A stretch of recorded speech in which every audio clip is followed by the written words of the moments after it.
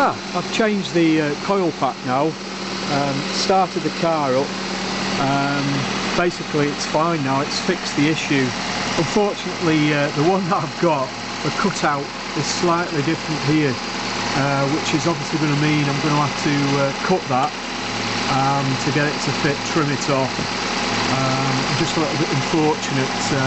The one I've chosen is slightly different on the cutout, even though it's saying it's for this model. So if anybody is buying a new coil pack, the one that I chose from Europarts is basically this one here, 413735071, is what I got. I has one from Europarts. Unfortunately the cutout is slightly different.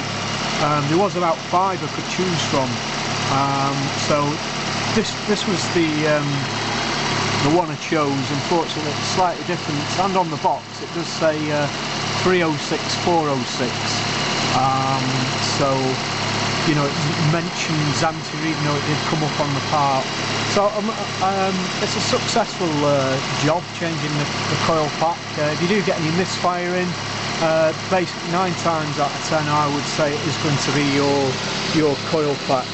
I hope this is helpful to anybody that has having issues with their Citroen Xantia.